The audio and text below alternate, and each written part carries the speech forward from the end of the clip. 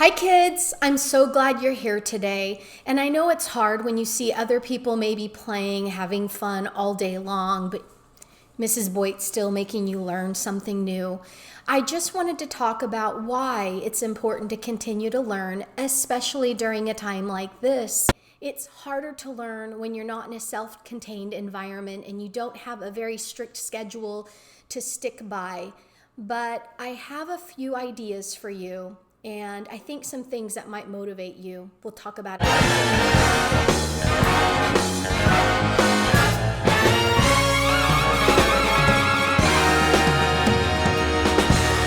Hi everyone, I'm Mrs. Boyt, and I'm posting daily videos for my students and the general online community.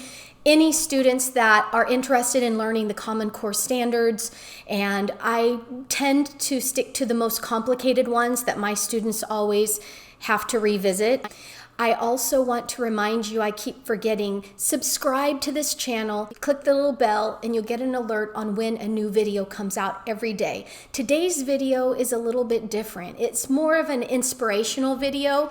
I want to inspire you to keep learning something new every day. I want to inspire you to keep on this path of academia. I, of course, am a teacher. I've been teaching for 31 years in California public schools. I want to talk to you about education and if it really matters in 2020. I know we have a digital age. Many of the jobs you will do not yet exist. That is why learning is so important. You're building a strong foundation. Now, does learning actually pay off? Forbes magazine, January 2020, Michael T. Neitzel puts out an article. And my question is, does it pay off to learn something new? Every time you build a foundation for learning, you're ready for the next level of academia.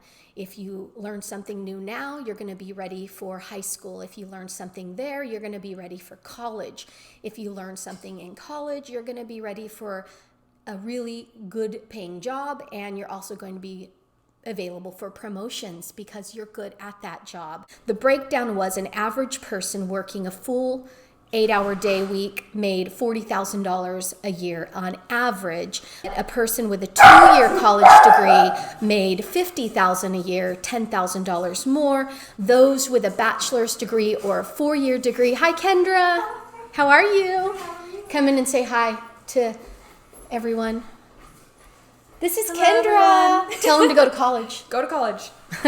Those with a master's degree made an average of $80,000. Those with a higher degree, such as a doctorate, made an average of $102,000. And professional degrees and over, such as a doctor or a psychiatrist, made above $120,000. Among these figures, the data collected was between 35 and 44 years of age. Those who made above 6 figures, the $100,000 mark, 43% of them had a master's or a doctorate. 28% of them had a BA degree or a bachelor's degree. That's 4 years in college, 4 years. And 10% 2-year degree, an associate's degree from a junior college. 10% of those were making above $100,000. 5% of those making above $100,000 students who had a high school degree. But I want to talk about something even more serious.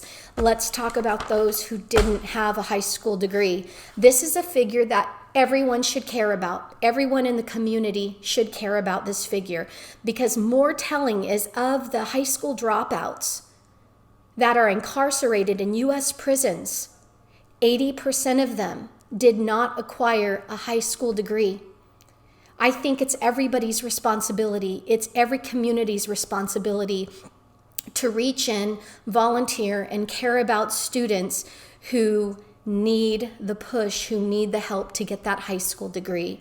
Because the prison population and the cost of the prison population is something that our entire community shares the burden of. We also have more people incarcerated in the United States than any other industrialized nation in the world. And listen, if a get-rich-quick scheme off YouTube and otherwise sounds too good to be true, it probably is.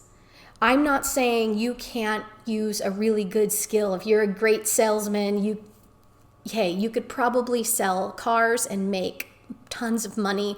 You could sell houses, you could be in real estate, but having that foundation of academia and learning is really important, not only for academic intelligence, but just having the social experience of going through high school, graduating, going through college, graduating. There's a few other reasons why having a college degree and getting a job at as a teacher, as a lawyer, as a doctor, for a corporation, having a job can benefit you in the future. Two things really important: retirement and health insurance, health benefits. When you work for a company, you usually start accruing money into a retirement system.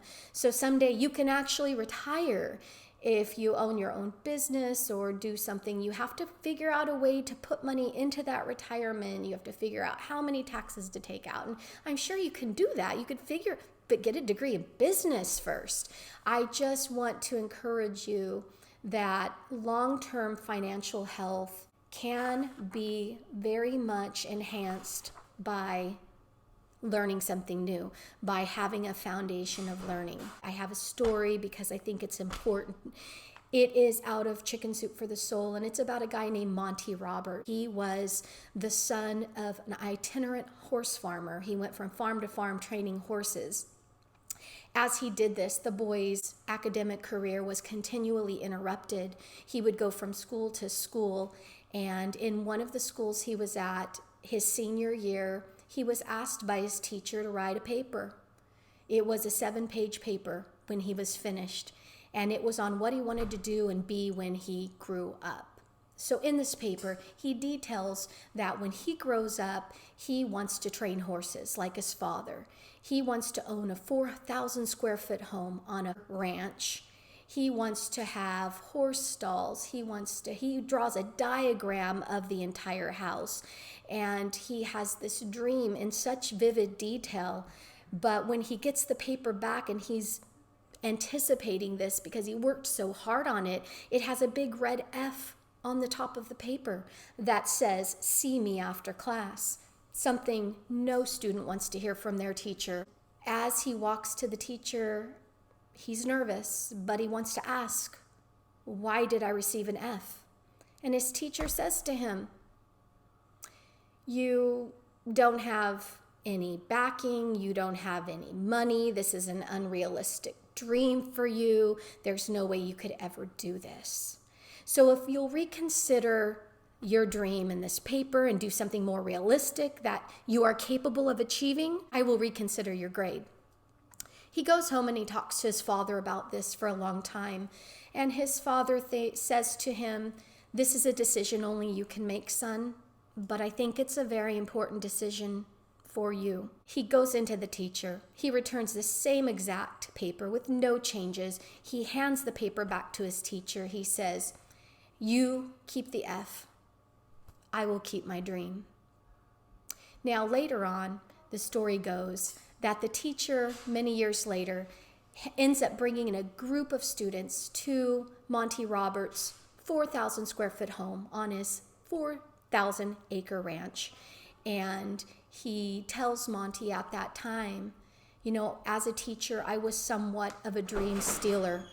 I stole a lot of kids' dreams during those years, but you had enough gumption to never let me steal yours." And, this teacher is now living with a lot of regret, and he shows that to Monty. But one of the things I want to point out is I, as a teacher, would never want to steal a dream of any student.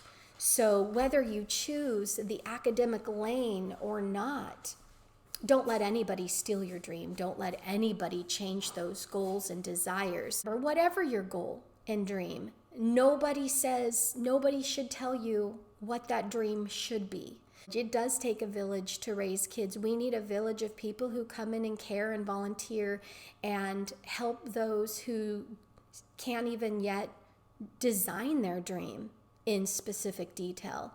We need kids to know that they can dream, they can achieve great things. I think the teacher of Monty Roberts was extremely humbled when he realized how many dreams of his students he had stolen over the years. One of the most important messages I want you to hear today is that whatever your dream is, you should be able to take your passion and turn it into a job that you can make money at. You just need a strong foundation of information. You need to build your foundation of learning. But the number one thing I would never want you to do is to let someone steal your dream. Don't let someone tell you that you can't pursue a passion, that you can't do something you really feel inspired by. Because there are jobs out there for artists and jobs out there for musicians. You can do anything that you set your mind to. But building a strong foundation of education, it gives you a chance to develop your mind, to develop your opinions, to develop you as a human being, to develop your communication skills with others so you can be successful at whatever job that you choose. Does learning actually pay off? I wanted you to hear that it actually does. And it is hard I have seen everything online. I've seen parents become frustrated, kids become frustrated because their grades have been pass-fail, or parents become frustrated because they don't feel like having a 6-month gap in learning is going to make any difference. But I think that it does. I want to encourage you today that learning is not dead. We want you to continue to learn every day. We want you to make your dreams come true. This is going to be lifted and we are going to go back to school, and I want you to have all of the foundation you need to be the best student that you can be. So have a good day, everyone. Bye-bye.